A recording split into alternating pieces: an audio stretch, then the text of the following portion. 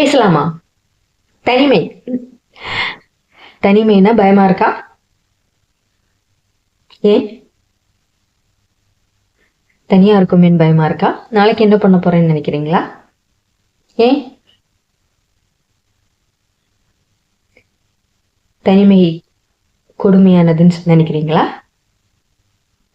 அப்படியெல்லாம் ஒன்றும் கிடையாது. தனிமைங்கிறது நம்மளை தேடுறதுக்கான ஒரு டைம்.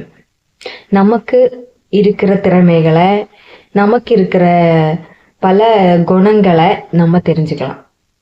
நம்ம ரொம்ப பொறுமையா இருக்கோமா, நம்ம ஹெல்ப் பண்றோமா, நமக்கு என்னென்ன திறமை இருக்கு, என்னென்ன நம்ம பண்ணிட்டு இருக்கோம், எதற்காக பண்ணிட்டு இருக்கோம் அப்படிங்கிறதெல்லாம் நம்ம தெரிஞ்சுக்கிறதுக்கு ஒரு வாய்ப்பு தான் தனிமைங்கிறது. நம்ம மறந்து போன வாழ்க்கையில பண்ணாம போன நிறைய விஷயங்களை அந்த தனிமை நம்மளுக்கு ஞாபகப்படுத்தும். ஒவ்வொரு தடவையுமே பல பல விஷயங்கள், ஐயோ இதெல்லாம் நம்ம மறந்துட்டோமே, இதெல்லாம் நமக்கு தெரியுமே, இதெல்லாம் செய்யாம விட்டோமே அப்படின்னு நம்ம யோசிப்போம். நிறைய பேருக்கு அந்த தனிமை ரொம்ப நல்லதுன்னு நான் சொல்லுவேன். அப்பதான் உங்களை நீங்க மறக்காம இருப்பீங்க, உங்களோட திறமைகளை மறக்காம இருப்பீங்க, நீங்க அடுத்து என்ன பண்ணணுங்கிறத மறக்காம இருப்பீங்க.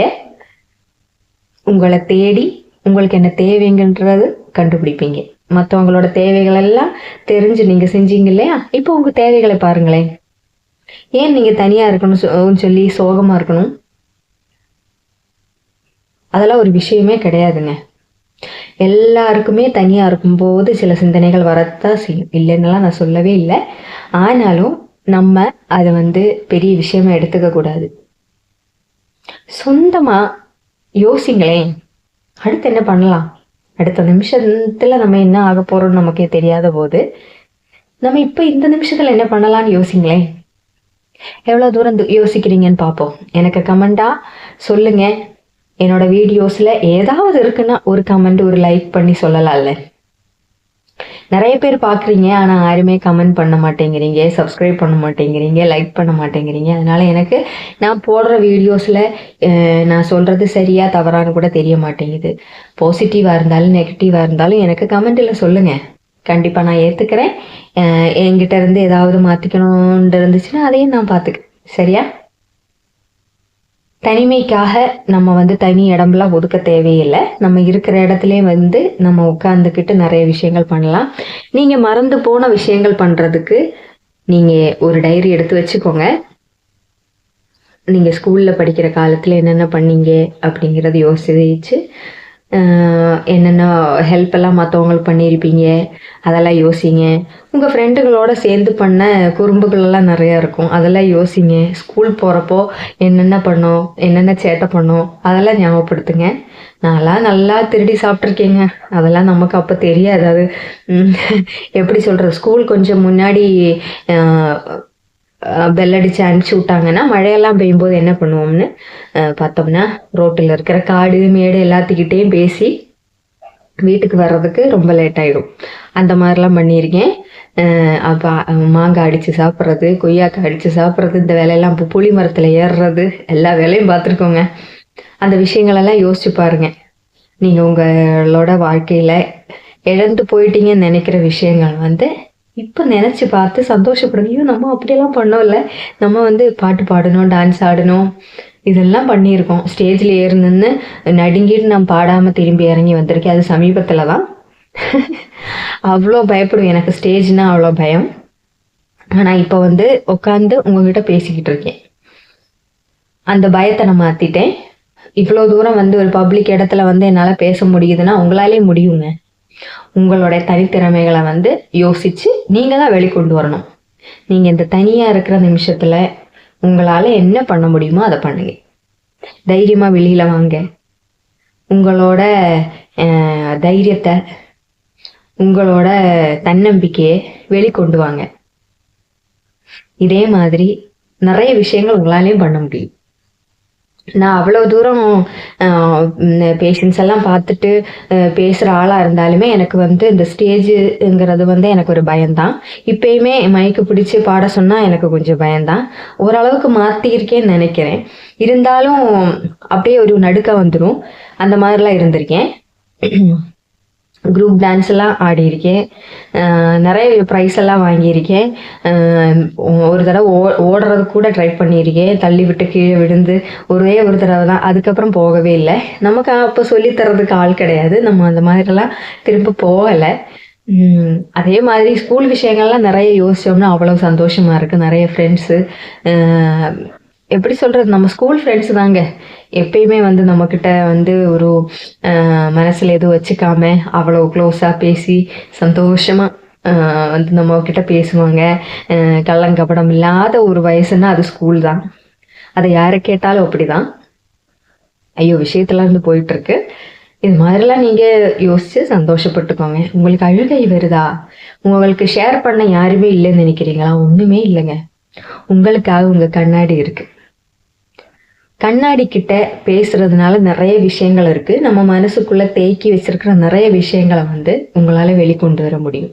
மனசுக்குள்ள வச்சு வச்சு நீங்க வந்து அந்த விஷயத்த ரொம்ப பெருசாக்குறீங்க அப்படின்னா நிறைய ஸ்ட்ரெஸ் உங்களால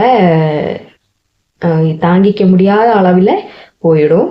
அப்புறம் வந்து டாக்டர் ட்ரீட்மெண்ட் அளவுக்கு போயிடும். அதனால நீங்க வந்து ரொம்ப மனசு கஷ்டமா இருக்கு, எனக்கு யார்கிட்டையுமே ஷேர் பண்ண முடியல அப்படிங்கிற ஒரு ஸ்டேஜ் வருது அப்படின்னா நான் பண்ற விஷயம்தான் இது. எல்லா விஷயத்தையுமே நம்ம எல்லார்ட்டையுமே ஷேர் பண்ண முடியும். அப்பா அம்மாவா இருக்கட்டும், அண்ணன் தங்கச்சிகளா இருக்கட்டும், அக்காவா இருக்கட்டும், ஃப்ரெண்ட்ஸா இருக்கட்டும். சில நேரம் எதற்கு நம்மளுக்கு அழுக வருதுன்றதே நமக்கு தெரியாது. அப்படி இருக்கிற சமயத்துல நான் பண்ற ஒரு விஷயம்தான், என்னோட கண்ணாடி முன்னாடி நான் நிற்பேன். கண்ணாடி முன்னாடி நின்றுட்டு அவ்வளோ கஷ்டங்களையும் சொல்லி சொல்லி அழுவேன்.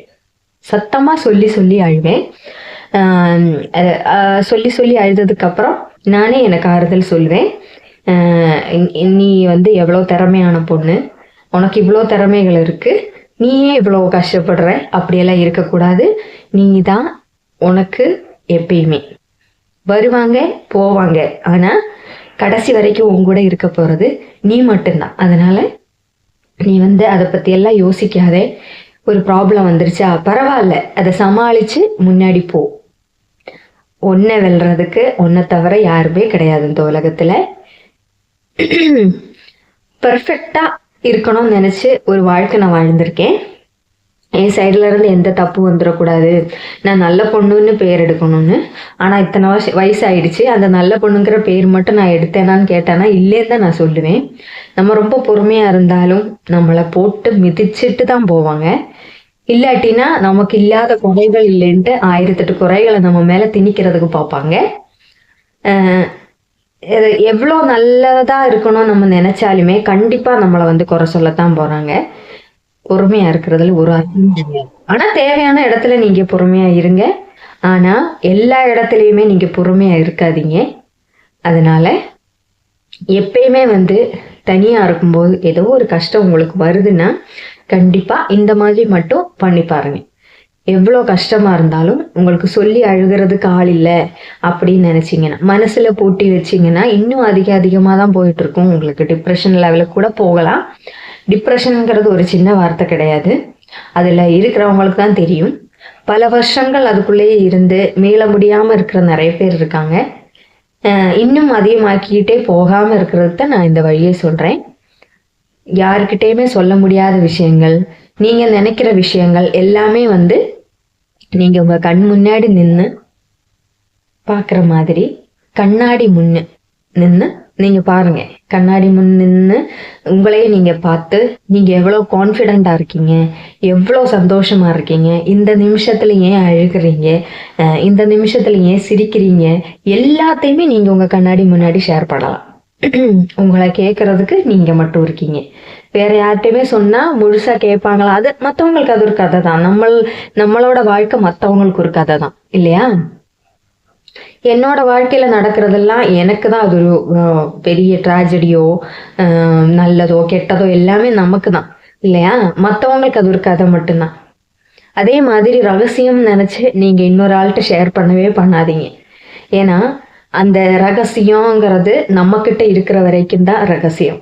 இன்னொரு ஆள்கிட்ட போயிடுச்சுன்னா அது ரகசியம் கிடையாது இல்லையா? முடிஞ்ச வரைக்கும் யார்கிட்டயுமே நீங்க எந்த ரகசியமோ பகிராதீங்க. அதனால உங்களுக்கு நிறைய பிரச்சனைகள் தான் வரும். இருக்கிற ஒரு வாழ்க்கையில் நீங்கள் சந்தோஷமாக இருக்கணும்னு நினச்சிங்கன்னா கஷ்டமோ அழுகையோ சங்கடமோ ஏதோ ஒன்று துக்கமாக இருக்கலாம், எதாக இருக்கலாம், உங்களோட ஒரு எப்படி சொல்கிறது, ஏதாவது ஒரு சந்தோஷமான விஷயம், பாராட்டுக்கள் கிடைச்சது எல்லாமே உங்ககிட்ட நீங்கள் ஷேர் பண்ணி பாருங்களேன். உங்களுக்கு ஒரு தேங்க்ஸ் சொல்லி பாருங்களேன். உங்களை ஐ லவ் யூ சொல்லுங்களேன். உங்களுக்கு வந்து நன்றி சொல்லுங்களேன். சொல்லி பாருங்களேன். அவ்வளோ ஒரு சந்தோஷமா இருக்கும் தெரியுமா? உங்களை கேட்கறதுக்கு உங்களை தவிர எத்தனை பேர் இருக்காங்கன்னு யோசிச்சு பாருங்க. நம்ம பேசிக்கிட்டே இருப்போம். சில சமயங்கள்ல நானும் கூட அந்த மாதிரி சில பேர் சொல்லும்போது அந்த மாதிரி யோசிச்சிருக்கேன். ஆனால் ஒரு 99.9% நான் கேட்பேன். சில சமயங்களில் நம்மளோட மூடு கூட ஆஃப் ஆயிருக்கும் இல்லையா? அந்த சமயத்தில் வந்து சொல்லும்போது ஒரு 1% என்னால் சரியாக கேட்காம இருந்திருக்கேன். அதே மாதிரி தானே அப்போ மற்றவங்களும் நம்ம ஒரு விஷயம் சொல்ல போகும்போது அவங்கள முழுசாக கேட்கணுங்கிற அவசியம் இல்லை. அதனால் பெட்டர் நீங்கள் உங்ககிட்டே சொல்கிறது தான். எல்லா விஷயத்தையுமே வந்து நம்ம போய் எல்லார்ட்டையும் சொல்ல ஆரம்பித்தோன்னா அவங்க கேட்குறவங்களுக்கு இருக்காங்க. இருந்தாலும் ஓரளவுக்கு வந்து நம்மக்கிட்டே ஷேர் பண்ணுறது தான் பெட்டர்னு எனக்கு தோணுது. தனிமை ஒன்றும் அவ்வளோ மோசமானது இல்லைங்க. எவ்வளோ அழகாக இருக்குன்னு நீங்கள் உங்ககிட்ட ஷேர் பண்ணும்போது தெரிஞ்சுக்குவீங்க. எவ்வளோ காலங்கள் தாங்க நம்மளோட கஷ்டத்தை இன்னொரு ஆள்கிட்ட சொல்லிக்கிட்டே இருக்கிறது. கஷ்டம் கஷ்டம் கஷ்டம்னு சொல்லும்போது ஆமாம் இந்த பொண்ணுக்கு வேற வேலை இல்லை, இந்த பொண்ணுக்கு எப்போ பார்த்தா இப்படியே பேசிக்கிட்டு இருக்கு அப்படின்னு சொல்லி அவங்க நினைக்கலாம். அதனால யார்ட்டையுமே ஷேர் பண்ணாமல் இருக்கிறது தான் பெட்டர். யார் வாழ்க்கையோ எப்படி போனால் நமக்கு என்னன்னு இருக்கிறவங்க கூட இருக்காங்க. ஏன் நம்ம வாழ்க்கையில் இருக்கிறவங்க, நம்மக்கிட்ட வந்து சேர்றவங்க, நம்மளை விட்டு போனவங்க எல்லாருமே அப்படிதானே. யாரோ ஒருத்தி இவ கூட இருந்தா என்ன, இல்லாட்டி என்ன, இவ சொல்றத கேட்டானா கேட்காட்டி என்ன, இதெல்லாம் ஒரு ஆளா? இவக்கெல்லாம் நம்ம வந்து சப்போர்ட் பண்ணணுமா அப்படி யோசிக்கிற ஆளுங்க கூட இருக்காங்க. நம்மளோட வாழ்க்கையெல்லாம் மற்றவங்களுக்கு பெருசா தெரியாது. என்னோட வாழ்க்கை நான் நல்லா இருக்கணும் அப்படிங்கிற வாழ்க்கை, சுயநல வாழ்க்கைகள் தான் நிறைய நான் என்னோட வாழ்க்கையில பார்த்துருக்கேன். தேவைப்படும் போது நிறைய பேருக்கு வந்து நம்ம பெருசா தெரியலாம். தேவை முடிஞ்சதும் தூக்கி எறியப்படுறோம். கருவேப்பிலை மாதிரி தான். அதனால அதிகமாக யாரையும் நம்பாதீங்க. உங்கள் ரகசியங்கள் உங்களோட வச்சுக்கிட்டு உங்கள் சந்தோஷங்கள் உங்களோட பகிர்ந்துக்கிட்டு இருங்க. முக்கியமாக சொல்கிறது ஐ லவ் யூ சொல்லுங்கள். உங்ககிட்ட தேங்க்ஸ் சொல்லுங்கள், மன்னிப்பு கேளுங்க. ஏதாவது ஒரு தவறுகள் நம்ம பண்ணியிருக்கலாம். யாரும் பர்ஃபெக்டெல்லாம் கிடையாது. கண்டிப்பாக வந்து உங்ககிட்ட நீங்கள் மன்னிப்பு கேளுங்க. நிறைய இடத்துல வந்து உங்களை அறியாமலோ தெரிஞ்சோ கூட உங்களை நீங்கள் காயப்படுத்தி இருக்கலாம். அதுக்கு மன்னிப்பு கேளுங்க, தேங்க்ஸ் சொல்லுங்க. உங்களோட திறமைகளை காட்டுறீங்க. உங்களுக்கு நிறைய விஷயங்கள் வந்து மற்றவங்களுக்காக பேச முடியுது, மற்றவங்களுக்காக ஹெல்ப் பண்ண முடியுது. இதெல்லாம் ஒரு நல்ல விஷயம் தானே. அப்போ அது ஒரு தேங்க்ஸ் சொல்லுங்கள். லவ் யூ சொல்லுங்கள். ஐ லவ் யூ அப்படின்னு சொல்லுங்கள். மனசில் என்னாலும் சரி. நீங்கள் தனியாக இருக்கீங்கல்ல, நீங்களே தாராளமாக சத்தமாக கூட சொல்லலாம், ஒன்றும் பிரச்சனையே கிடையாது.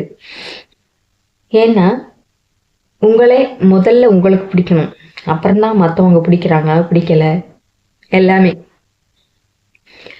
தேவைகள் முடிஞ்சு போகிற ஆளுகளுக்கு எதுக்கு நம்மளை பிடிக்க போகுது? அதனால முதல்ல உங்களை நீங்கள் விரும்புங்க. மற்றவங்க விரும்புகிறாங்க விரும்பலை, ஏன் தூக்கி போட்டாங்க, எதுக்கு தூக்கி போடுறாங்க, எதுவுமே நமக்கு தேவையில்லை. நமக்கு இருக்கிற ஒரு வாழ்க்கை, அந்த ஒரு வாழ்க்கையில் நீங்கள் என்னென்ன பண்ணணும்னு நினைக்கிறீங்களோ அத்தனையும் ட்ரை பண்ணி பாருங்கள்.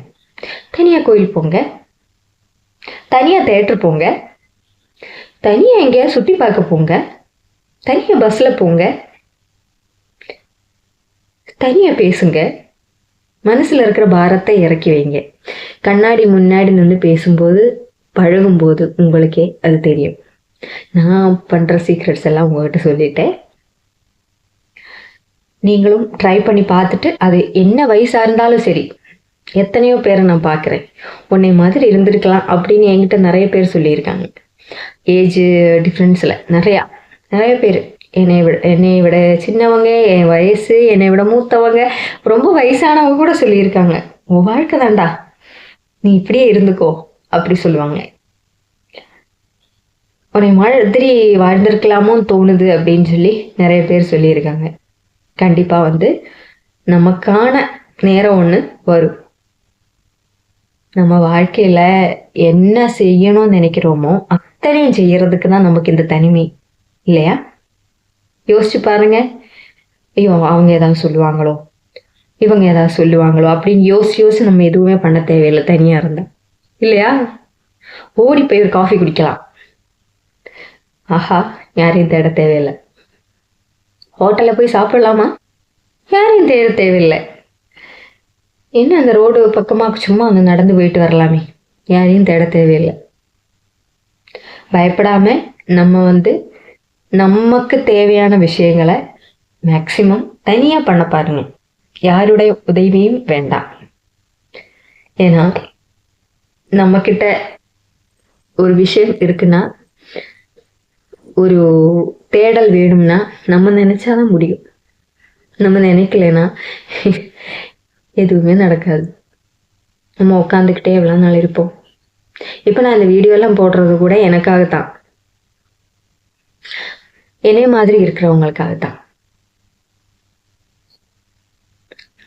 சுத்தி நிறைய நடக்கும்போது நம்மளே வந்து இதெல்லாம் யோசிக்க ஆரம்பிச்சிருவோம். முதல்லலாம் ரொம்ப கஷ்டமா இருக்கும். அதுக்கப்புறம் போக போக அடேங்கப்பா நமக்கு இப்படி ஒரு சான்ஸ் கிடைச்சிருக்கே அப்படின்னு தான் தோணும். இப்படியெல்லாம் ஒரு வாழ்க்கை கிடைக்கிறதுக்கு கொடுத்து வச்சிருக்கணும் தான் சொல்லணும். யாரை பத்தி யோசிக்க தேவையில்லை. அவங்க சொல்லுவாங்க இவங்க சொல்லுவாங்கன்னு யோசிக்க தேவையில்லை. எதுவுமே நமக்கு தேவையில்லை. யாருக்கும் எதுவும் பண்ண தேவையில்லை. உனக்கு பிடிச்சது நீ வாங்கி சாப்பிடு, நல்ல ட்ரெஸ் போட்டுக்கோ, எதையும் சேர்த்து வைக்காது.